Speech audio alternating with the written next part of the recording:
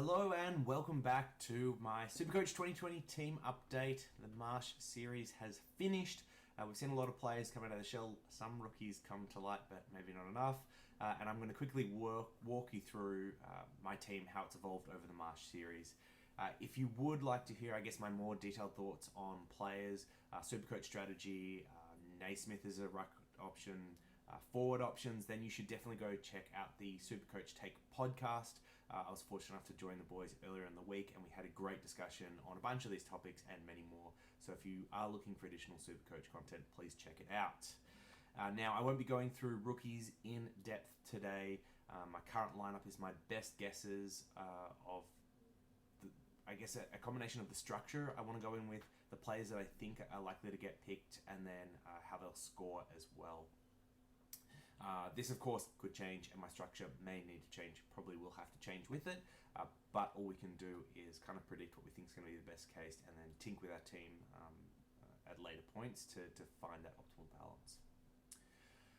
So let's jump straight into the changes that have been made. The first one is dropping Dan Houston for Rory Laird. So starting with Rory Laird, I was pleasantly surprised with what I saw in the Marsh series. I was quite worried that his scoring wasn't going to rebound with the way that we'd seen last year play out, but pleasantly, Brodie Smith had been pushed up onto that wing, really giving Rory Laird full charge of the backline, and I think we could see him push back into the hundreds now with that structure. So quite optimistic on Rory Laird and his output for 2020.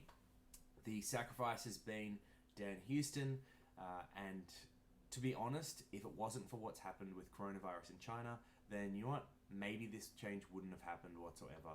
But what we have seen is that the Port Adelaide and St Kilda bye is now in round 11, and what's going to happen is during that bye round, I'm going to have to put Robertson, I'm going to have to put Dan Houston on a bench and play two of these rookies that I probably don't want to play.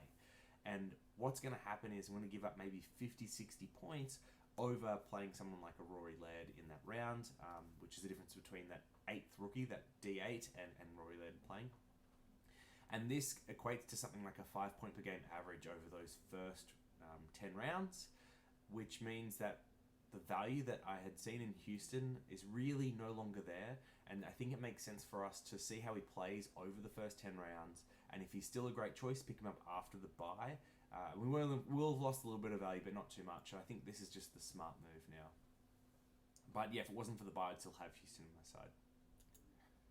In the mids, I have dropped Jackson McRae and brought in Tom Mitchell. Tom Mitchell was one of the guys I was on when Supercoach first opened, and then I guess got scared off a little bit through to the concerns around whether or not he'd fully healed, the fact that he wasn't back in training, but I think a lot of this has been overblown, and that's what we saw in the Marsh series. Tom Mitchell getting straight back in the thick of it, getting ball left, right and centre, and I think he's just going to pick up from where he left off in round 1.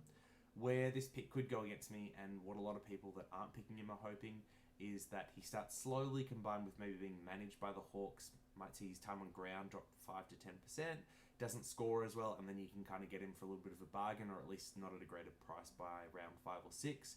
And that is the way that this pick could go against me, so I am prepared for that, but I think he represents great value, especially when I'm trying to find that 20, 30k over and over again, so I can get rookies off my field and get better players on instead. So the sacrifice here has been Jackson McRae, so top price in the midfield, so dropping him saves 38k. I still love Jackson McRae as a pick, and I would happily have him in my side if I was allowed to based on my current structure, but as of right now, he's sitting out there. So yeah, if you've got the cash, then absolutely pick him, but just not for me at the moment. The rucks haven't changed. As I mentioned, Naismith and potentially Jacobs are the ones I'm looking at as Gawn substitutes if I need the extra cash based on how round 1 teams drop. But as of right now, sticking true with Grundy and Gawn. And then finally, the forward line. This is where I've made the most changes and broken a couple of rules in the process. So generally, picking players after the Marsh series that you hadn't considered before is a really bad move when it comes to both mid-prices and premiums. But I have got one Christian Petracca in my side, and the reasons are quite sound and solid. So I am happy to break rules in this situation. So last year, Petrarca played less than 35% time in the midfield and managed to average around 85. In the preseason, we saw him play holy midfield and a lot of midfield. I think he was either led centre bounce attendances or was second to Oliver. Now, we did see some variance in his scoring as a result, and I believe that's going to continue. It is someone that is adjusting to midfield time. So we could see some variance play out throughout the year, but he looked fit, he got the role, and he has the talent and pedigree. So I am more than happy to take a chance on Petrarca this year. The other man joining him in the forward line is Jack Stephen. So Jack Stephen was one that we got scared off a little bit throughout the start of the preseason because he looked like he had a calf niggle. Calf niggle in older players is never a good thing. It's the reason why I won't pick someone like Hearn, for example. And then we also saw some reports that he may start out by playing more forward time before then moving into the midfield later on in the year. Well, in the Marsh series, Jack Stephen, I guess, alleviated both concerns. He didn't look like he was carrying any niggles or injuries whatsoever, and he was playing completely midfield time. For me, with him playing midfield only, I see his floor as something like a 30, but his upside of being something closer to 105 average. So at that 360k price point, I think he's definitely worth the gamble, even though there is some lingering injury concern and risk around his calf and mental health. One of the ones we talked about in the podcast as an alternative is someone like a Tom Lynch, who's around 20, 30k more, but he is less injury prone and probably has a safer scoring profile. But I'm happy to take the risk for someone like Jack Stephen that has a little bit more injury risk but has much higher upside. The sacrifices have been Lockie Whitfield, who I am, once again, he's a bit like Jackson McRae for me. I would love to have him in my side, but where I'm trying to find this extra 20, 30, or in his case, much more than that, over and over again, so I can get some of these rookies off the field, he's been the sacrifice. I still think he's a great pick, and I would love to have him in my side.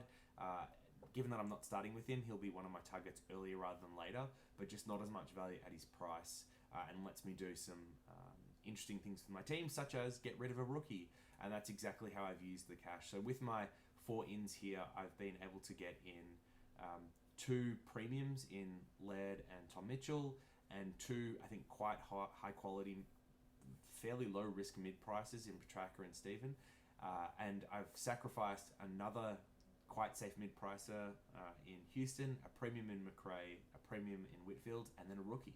So I've come out ahead here. I've been able to drop a rookie from my field. It would have been someone like a Aiden Bonner or a Stephen Hill, who've both had to depart either due to performance or injury. So that's my quick update. I'm actually very pleasantly surprised that my premiums haven't moved around too much. My team hasn't chopped and changed too much. That's quite a good sign.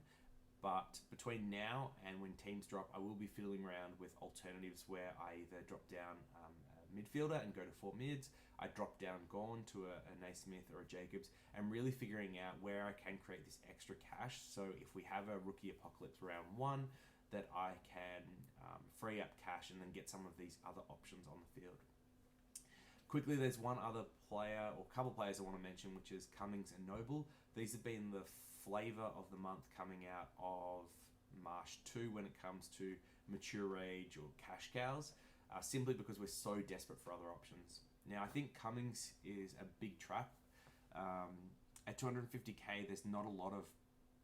He has to score very, very well for him to grow in price whatsoever. And with when Williams comes back into the side, I just can't see that happening. And on top of that, his job security isn't necessarily that great either. We saw him dropped a lot last year, and with Ash competing for that role as well, I don't think... He's the type of player that could score okay for the first 3 rounds and get dropped round 4. So I'm trying to avoid Cummings. If you have him and don't have Robertson, you really should have Robertson instead. And then quickly on Noble. So Noble seems a little bit safer, so his price is a little bit cheaper than Cummings. His job security seems a little bit better with Quainer out for at least another month from what I've read, and that's the person that's most logically competing with him. I think the risk here is that we only saw low to mid 70s in Marsh 2, and if he scores that, he's probably an okay pick at his price, but I think the more likely scenario is that he scores somewhere between a 65 and a 70, and it becomes quite a bad pick for his price. So Noble is one that I'm hoping to avoid at all costs. I think if you run two of Zerk Thatcher, Noble, and Cummings in the back line, you're just going to find that you don't generate enough cash, and it's going to become very awkward very quickly. I've seen some teams running all three, which I think is just a recipe for disaster.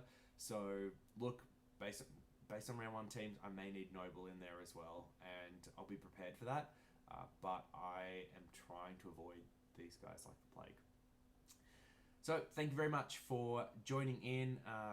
It's hopefully no more changes now, and if you are looking for more Supercoach content, please check out the Supercoach Take podcast. Had a lot of fun with the fellas there, and I think you get a lot out of it.